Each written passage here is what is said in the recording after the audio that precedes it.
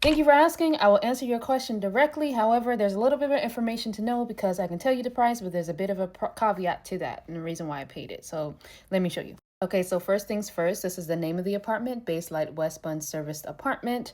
I booked everything through trip.com. Okay, this is not sponsored. However, sponsor me, trip.com. Let's link. With that said, I ended up staying 8 nights at the beginning of February. But of course, as you know now, that I stayed a month, and this is why. So originally I booked the exquisite studio with a kitchen and a refrigerator, but then when you look at this picture, this is essentially all I was supposed to get. Of course, it comes with a bathroom, but then it also has a kitchen and a refrigerator. But this was essentially all, okay? So I ended up paying about $42 a night for this room. However, there's a bit of a caveat to it because when I booked it during Chinese Lunar New Year. And so because of that, majority of the people that were in Shanghai left the city and went back to their own cities so that they could celebrate with their families and everything.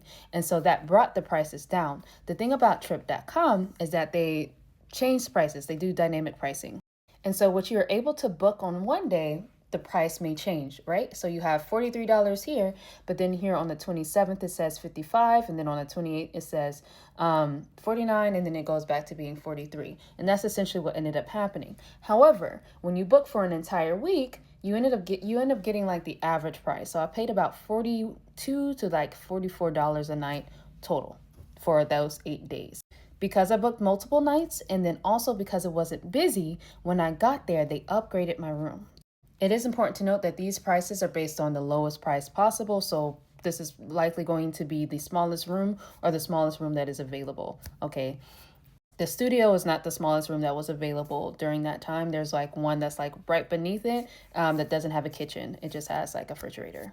So on trip.com, you're able to extend your stay a bit. And so I ended up doing that multiple times. But because of that, I ended up paying different prices. So some days it'll be 42, some days it'll be 41, but other days it'll be 50 for the same room. So this is what I ended up getting instead. So instead of the studio apartment that I actually booked, I ended up getting the standard duplex, which means that there are two different levels. And so on the first level, you have the kitchen, and then you have the refrigerator and the table and everything and the couch. But on the other level, you have just the bed, and then there was a wardrobe, and then there was a bathroom as well.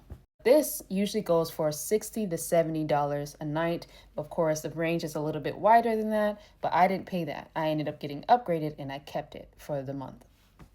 Including all the amenities I got, $44 is more than worth it. $60 to $70 is still worth it because it was a nice room and it was top-notch service. So